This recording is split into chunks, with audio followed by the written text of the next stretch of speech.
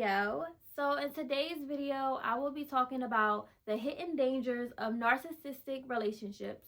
I will be diving into the red flags, the signs, and my testimony of how I got out of my toxic relationship with a narcissistic ex. So I'm gonna take y'all all the way from the beginning. So a few years ago, this was like, 2021?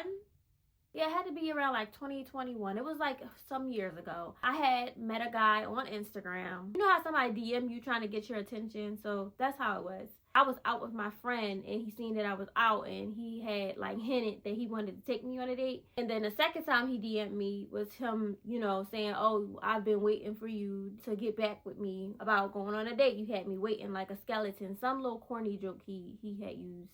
That's when I just, gave him my number and we started talking from there. He initially was not my type because I don't really like talking to guys who like be on Instagram and be like flexing their body and I don't like show offs. Like he was kind of like a show off. So that was like something I didn't like. So that's why I initially didn't really want to talk to him. He was like one of them guys that will like post videos and he was like fit. And he take his shirt off, flexing his muscles. And I don't know, to me, that's stuff like that is like cringy to me. So I didn't like that. But I was like, let me stop being so, picky, choosy. And just give the man a try. He was nice looking or whatever. So I'm just like, okay, whatever. We ended up talking. When I look back, that's red flag number one that should have stood out to me with like him being cringy and taking the shirt off, flexing the muscles and stuff like that. That's like attention seeking. I don't really like that because people who like do things like that, it's obvious you're looking for like some type of validation, attention, which means you're gonna have to deal with a lot of bull crap with like females in the comments and Instagram. Like it gets messy. I don't like it. Won't ever do it again. Our first date was actually a double date. So it was me, him, his friend, and his friend's date. During the date, I like noticed some things about him. It was like he was trying to leech onto his friend. His friend used to be in a boy group. I don't want to mention like the exact group that it used to be back then when we were, younger. It was a certain boy musical group that he was in. The friend had connections. He had connections to like famous people and producers, and he was in the entertainment world and everything. While we're on a date, him and his friend are like talking about his friend's upcoming tour that he had coming up. He was telling me how they were about to make like big moves and how he was about to make it and how he was going to take me with him, all of this stuff. And that's one thing narcissistic people love to do. Like a narcissist, they have this tendency to have like high hopes and dreams. Their dreams and aspirations in life be like out of this world, but they won't have like no improvement, no growth. They're not putting any action behind any of their words. They love to sell you a dream about things. So they'll tell you some outrageous things that they're going to do that never happens. And stage 1 of narcissistic abuse is love bombing. That's their number one thing that they love to do in the initial phases, like when you guys first meet each other. You gotta understand, like with narcissists, it's like a repeat cycle of like the love bombing and everything else that like comes with them. But the initial stage is love bombing. That's something that they love to do. And they do that to suck you in. And if anyone isn't sure about what love bombing is, love bombing is when somebody is like very persistent, very pushy, like they're like trying to throw things at you, throw their love on you like really, really fast.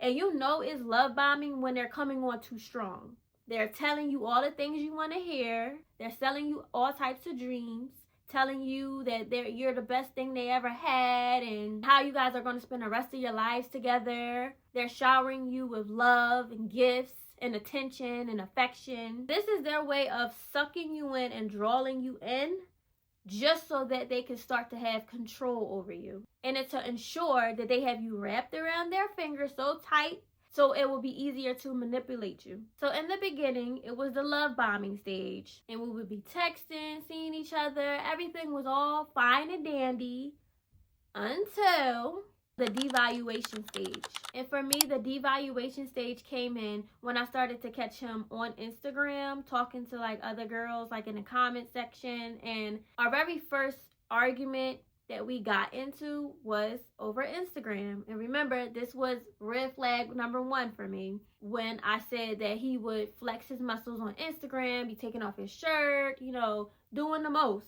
And all in the comment section is a whole bunch of females commenting on the pictures and videos that he's posting. He would try to manipulate me. He would say, like, what are you going to do when I make it and my fans start, you know, commenting on my pictures and stuff, and the fans want to take pictures with me? Are you going to be insecure and have a problem with me having to interact with my fans? Because I'm going to have to interact with people. I can't just have them commenting and not interacting with people. So he tried to manipulate me in that way. He liked to sing, and that's why he like clinged on to his friend. He was like a leech, you know, clinging on to the friend in hopes that the friend would put him on. You know, narcissists love to do that. Like, they'll cling on to people, and they're like chameleons. Like, whatever you want them to be, they'll be. They'll act exactly how you want them to, just so that they can get whatever they want out of you. So yeah, so our first argument was over Instagram. I had got mad at him because it's just like, if we're talking, what do you need to be entertaining a whole bunch of females on Instagram for? And honestly, that should have been enough for me then to like walk away. If you are dealing with somebody and you're talking to somebody and you're letting them know that you don't like certain things that they're doing and entertaining people on Instagram and stuff, that is a big warning sign that 1, they're not faithful. 2, they're attention seekers. 3, they crave validation. And it's going to be a big problem. It's going to be a very, very big problem if you stay with that man or that woman, because they're not going to stop. Especially a narcissist. Like, it's something about them that they cannot be faithful. They're not faithful to anybody. I don't know, like, not one narcissist who is faithful. Not one of them. Like, it's just like they crave attention. They have to be the center of attention. Don't let nobody's birthday come up, because they will ruin events. Like, if it's your birthday, it's the holiday. Narcissists hate holidays. They hate birthdays. Anything that has to do with, like, a celebration, they will ruin it. If it's not about them, then they don't care. They'll ruin whatever event, a graduation, a birthday, holidays. They don't like those. And in the devaluation stage, that's when they start to like try to break you down, to make you feel worthless, to make you feel like you have no value. And gaslighting, oh my gosh. Gaslighting is their favorite thing to do. They will try to literally make you seem like you're crazy and have you really sitting there like rethinking yourself. Whenever I would catch him in the act of like doing things, whether it be on Instagram flirting with people, his phone being on do not disturb all the time, or we're in a room and his phone is face down, he has to leave out of the room just to answer the phone, things like that. Anytime I would bring it to his attention, narcissists, they don't like to take any type of accountability at all. There were times when I would literally wake up out of my sleep because I could feel like, you know, your intuition, and I would literally wake up feeling like sick. Like, I would have like a sickly feeling. I would be very nauseous. For a while I was like, why am I always waking up in the middle of the night and I'm nauseous? And it was because he was cheating.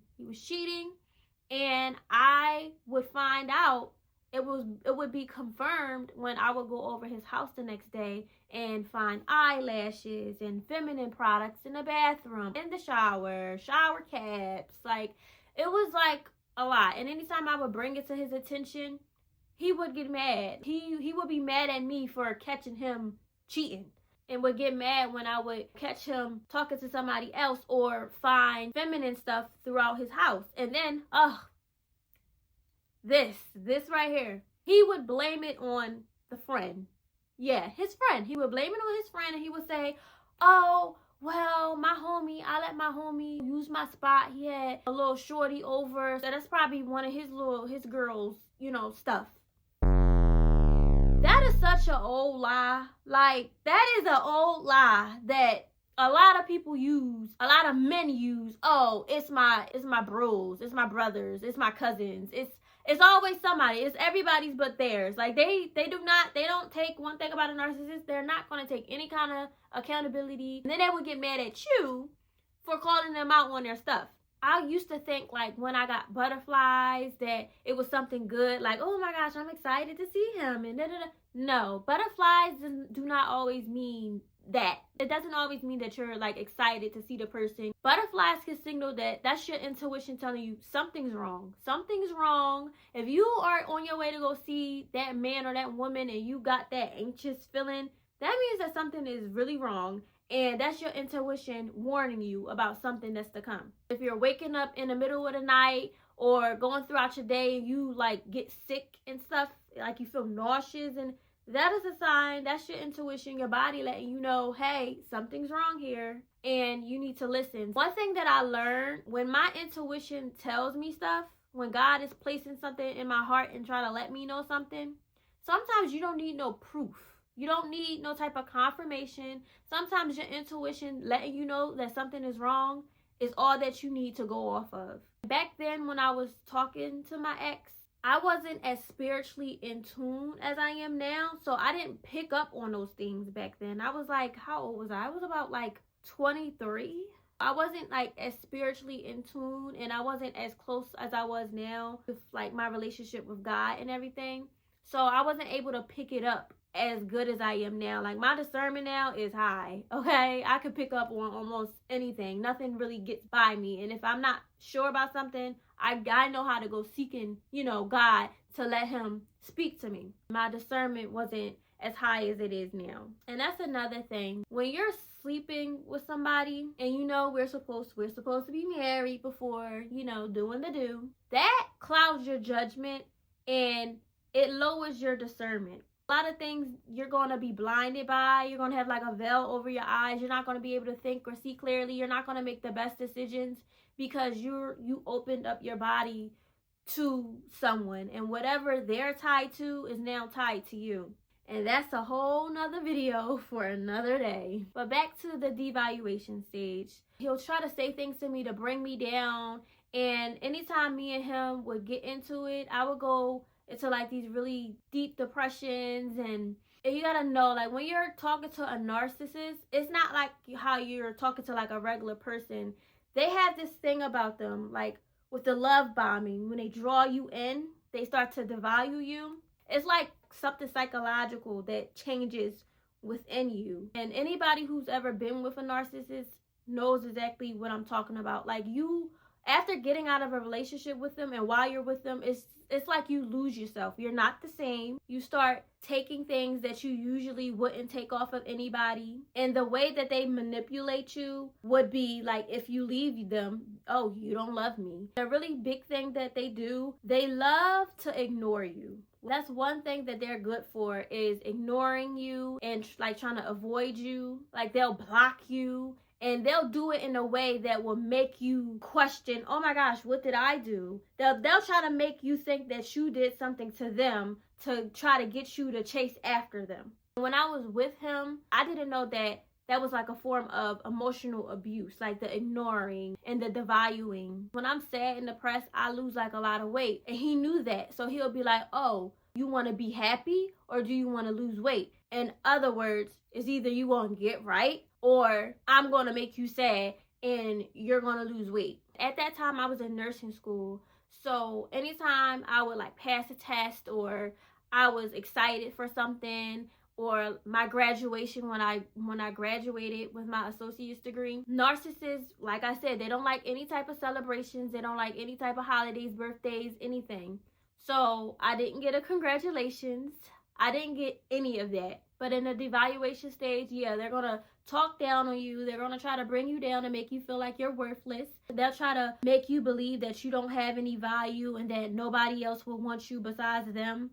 They have like a way with their words. They're very slick, very clever, very manipulative. And they love to gaslight you to make you seem like you're the crazy one and they're not. It was a meme that I seen like a while ago, and it was like a narcissist riding a bike. He fell off the bike and he's blaming everybody else for him falling off the bike instead of taking accountability and knowing that, oh, I fell off the bike, I wasn't riding the bike right. Like, that's how they are. Like, everybody is wrong, they're right, they're never in the wrong. Everybody is doing something to them. Everybody's the problem except for them. Every story that they tell is always about what the other person did to them, never about what part they played in the situation. And a lot of the times I felt like I had to walk on eggshells just so he wouldn't get angry. It's like a switch with them. Like, they get mad over like the littlest thing. Narcissists, they have a personality disorder. That's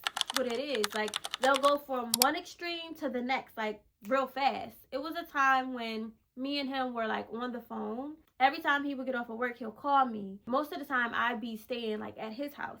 He was literally about to like walk in the door. I was just getting out the shower. So he was like, oh, can you clean the shower out for me so, you know, I could take a bath, my body's sore or whatever. So I'm like, yeah, of course. We literally just hung up the phone. I literally just told him, like, yeah, I just got out the shower. I'm about to throw something on and clean out the tub for you. Mind you, we just got off the phone. He walks in. Oh, the tub not clean? I'm like, I just got off the phone with you. I just told you I just got out the shower. I'm about to put something on real fast. I'm going to clean it out. This man got mad because apparently I didn't hop on the task fast enough to clean out the tub. He walks in, sees me walking out of the bathroom into the room, meaning I just got out of the shower. He gets mad because the tub isn't clean fast enough for him. He would do that often. Like, it was like any little thing would tick him off. They get mad out of the blue. It was times when we didn't even have arguments or nothing. We could be sitting having like a nice conversation. Everything's fine. And then the switch. He's angry. He's mad about something. It was like I constantly felt like I had to walk on eggshells, not to make him upset, not to make him angry. It's not a good situation with them, like, at all. They're like a light switch. You never know how fast they're gonna get upset or get mad. Like, they're very unpredictable. One thing that they love to do, if they want to go cheat and they want to cheat in peace, or they just want to see other people, they will start arguments with you for no reason. No reason at all. Everything could be going really good with you guys, and then out of the blue, they're starting an argument. While y'all are at odds in their mind, or we just had an argument, we're not talking right now. That gives them the green light to go do whatever they want to do. If you find out about it, oh well, we wasn't talking during that time. Oh well, you know, I wasn't messing with you at that time. Oh well, you made me mad. You shouldn't have made me mad. If you ain't make me mad, I wouldn't have cheated. If you didn't make me mad, I wouldn't have went out and talked to such and such. That's what they do. Narcissists love to do that. So if they are just starting arguments out of the blue for absolutely no reason, that's probably why they want to go have their fun in peace without you being involved and without having to explain anything to you. And that brings me into the third stage, which would be the discard stage. One thing about a narcissist, they're going to keep them a supply. When you guys have a fallout, you better believe they already got somebody else on speed dial. They already know who they're going to talk to, when they're going to talk to them, how they're going to do it. Like, they always keep like a supply of people, like backups, just in case things don't pan out right with y'all, or you guys have a fallout, or it doesn't work out with y'all. They can hop to the next person and do the same thing to them. Narcissists don't change. They just change victims. So they'll go to one person to the next, and do the same thing to them. You'll notice with narcissists, it's like the cycle just repeats itself with them. So it'll be the love bombing, it'll be the devaluation stage, and then it'll be the discard when they get rid of you and they already have like another supply. For me, with my experience with the guy, my ex that I was with, it was like always something. I would say like every 2 months, we were getting into something. The initial first year that me and him were talking, we weren't like in an official relationship because, one, we couldn't stay together long enough. It was always 1 month we're good, the next month we're not, then we're back together, then we're not. And if you haven't checked out my video on why he's not choosing you, make sure you go check out that video. This is why I'm so strong on do not keep nothing going on with any man who cannot commit to you. Like I said in previous videos, it does not take these men long to figure out what they want to do with you, if they want to be with you. Don't be no fool for no man sticking around with no man for months, almost a year, 2 years, 3 years, 10 years, and they don't want to commit to you, whether that's in a relationship or marriage. For me, it's just like what I've been through, I'm not tolerating nothing less. So if I'm talking to you and we've been talking for a while, we both did the work together and filled each other out, and we both know what we want, and you don't know where I stand and you don't know where things are going, I'm going to leave you alone, because I've been through so much. I'm not settling for less, and I'm not taking no crap off of nobody, and I'm not going to waste my time. It's something about once you get out of a relationship with a narcissist, like you won't ever be the same. There was a lot of times when I just felt like I didn't know myself. I lost a lot of weight in that relationship. There was a time where I was like so low. I went through a really, really traumatizing experience being with him. During that time, I just remember feeling like so low. Now I'm not going for anything. Like, it took me a lot just to pull myself up from that pit that I was in when I was dealing with him, and having to constantly be belittled, be talked down to, the emotional and mental abuse that goes on when you're with a narcissistic person. And it was a time when me and him, this was before me and him made it like official. I had celebrated his birthday. We had went to Atlantic City. When we came back from Atlantic City, every weekend, every Sunday, I would go back to his house. I was practically like staying with the man. One, I was in nursing school at that time. My school was closer to his house, and on Sundays, Power would come on, so we would watch Power together. That Sunday, I remember I called, and he had an attitude, and I'm just wondering, what's the problem? What is the issue now? What is the attitude for now? I had told him, like, oh, well, what time you gonna be home so I could come over? He was giving me like a really nasty attitude on, I don't know. I don't even think I feel like, being bothered today. And I'm just like, that's weird. It's Sunday.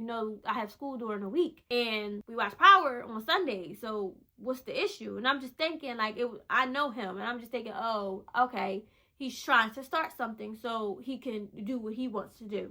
We got into an argument that night. In the middle of the night, that night, I had got sick. Anytime I wake up sick, I knew what time it was. The next day after school, I went to his house. What do I find? I found 2 birthday cards on the table. He had went into the room. So what am I going to do? Check the cards out, of course. I had waited till he went in the room, sat down at the dining room table, and read the cards. The first card that I read, it was like a girl expressing her love for him and how much she loved him and happy that they're working things out, yada, yada, yada. The second card was from another woman. I'm reading the card. The card was explicit, okay? I mean, that second card, that girl, she was going in. She was talking about the tricks that they did in the bedroom. She was just going in, okay? She was going in. I'm talking, calling him daddy. It was a very explicit card. When I was reading this, like, my heart dropped. I just got like so sick and tired of dealing with him and the nonsense. I was trying to calm myself down. I knew if I went in that room, I wanted to go off. So I was trying to keep my calm, because I'm like, if I go in this room, I'm going to be ready to knock the Mario coins out this man. So I put the cards back on the table. I went in the room. When I went in the room, he like looked at me and then looked away. And then he looked back at me, and he had that face on like, oh, like, I left the cards on the table. So what does he do? He then gets an attitude. Mind you, when I walked in the room, I didn't say anything. I act like I didn't see it. But he knew that I seen it because I was in the living room for a while. I turned to him and I asked him, I'm like, I didn't even finish what I had to say. I said, so he got mad. The man was livid. So nothing. What do you want now? Like, what's the issue now? You always got an issue. I'm like, oh, so you left the cards on the table, right? So the what? Ain't nobody tell you to come here tonight anyway. You wasn't even supposed to be here tonight because we wasn't even with each other. Whatever you seen and you saw. Oh well. That was his response to me reading the cards. Mind you, we just celebrated his birthday and I took him out for his birthday and everything. At that time, I was really hurt. I'm like, the audacity of you to sit up there and go do your own little thing right after I celebrated your birthday with you? This is what the hell you do? He's upset. He's telling me to get the F out of his house, get on my SHIT. I'm getting my stuff because I'm like, you ain't got to tell me. I was already going to leave. So, of course, I'm angry. I'm yelling. He's angry. He's yelling. I'm standing like by the door. In his mind, I'm trying to block the door. Mind you, I was not in the doorway. I was standing next to the door. He was walking towards the door. So I'm talking to him, not in between the door. I'm standing right next to the door. I'm telling him like how much he, hurt me. This is where the physical abuse started. This was the first ever time. He takes his hand, goes like this and hits me in like my mouth. His excuse for putting his hands on me was, oh, you shouldn't have been by that door. You were trying to block me from getting out of the door. Now, if that's what I did, I would straight up tell y'all, like, yeah, that's what I did. I was not trying to block that man from getting out of the door. I was standing next to the door. He got angry because I was questioning him about things and because I was expressing to him how hurt I was. He didn't want to hear it. So that was the first time that the physical abuse ever, happened. Again, his excuse was, oh, I was blocking the door, in the way of the door. And then he turned around and said, oh, I didn't hit you. I'm like, what do you mean you didn't hit me? He was like, I didn't touch you. I tried to move you away from the door. I didn't hit you in your mouth. I'm like, so if you didn't hit me in my mouth, then why is my mouth bleeding? My lip was busted. Right then and there, I got all of my stuff. I did leave. I left. In that moment, I was thinking about a time like during Thanksgiving, because we celebrated the holidays together. It's when I first met his mom, and his mom had mentioned something at the dinner table. She brung up something about him putting his hands on a female in his past. At that time, I'm just thinking, he did what? He tried to like silence his mom. He's like, Mom, you don't know what you're talking about. Just be quiet. You don't know what you're talking about. When his mom left, I had asked him about it. I'm like, what was your mom talking about? He had said, oh, you know how my mom is. She doesn't know what she's talking about. Whole time, the mom was trying to warn me. When he was telling his mom to be quiet, she gave me that look like, if you know, you go. She didn't say nothing else. And when I questioned him about it, he, of course, denied it. And he was like, you don't ever have to worry about nothing like that. I would never put my hands on you. And my mom doesn't know what she's talking about. Whatever she said, is it true? Come to find out later that it was true. That was the very first time I had experienced ever having like a male that I'm like in a, talking to, involved with, romantically put their hands on me. I never had that ever happened to me. Like, me and him would get in arguments and go back and forth, but it never got to the point where he actually like put his hands on me. And then it was the fact that he tried to like gaslight me and tried to make me seem like I was crazy, act like he didn't know what I was talking about. When I confronted him about hitting me, I'm like, you hit me? When it happens to you, like, everybody would say what they would do, or if a man put their hands on me, or somebody put their hands on me, I'm gonna do this and I'm gonna do that. When it actually really happens to you, it's like a moment. I can say for me, I was like more so in shock. Like, did this really just happen? It was like one of those type moments, and I was very hurt. I'm like, you put your hands on me. My first thought wasn't to fight him back. It was just to get my stuff in, just to leave. All of the arguments and stuff was cheating, unfaithfulness, me finding out he was messing around with somebody. It was always the same thing. There was a time when I had woke up out of the bed, and that day we got into an argument, and I had asked him around this time, like, what are we doing? And when I say what are we doing, this was like when me and him were like a few months in, and I was asking him like, hello, what are we? He was trying to make it seem like, oh, he wasn't ready, and trying to make excuses for why we weren't in like a committed relationship, of course trying to blame me and say that I'm always starting something. We got into it a little bit that day, and that night he wanted to like be intimate, and I didn't want to. I told him no. I never tell him no, but that night I told him no. He was like a damn rabbit. Like, it was like he always needed to have intercourse non-stop, like, and it was times when I really didn't want to, and I felt like, okay, if I don't, he's going to cheat. If I don't, he's going to go out and talk to other people. That night, I just really didn't want to. So I told him no. I woke up in the middle of the night. He wasn't there. I'm like, Got up, checked the living room. He wasn't there. Checked the bathroom. He wasn't there. He was nowhere to be found.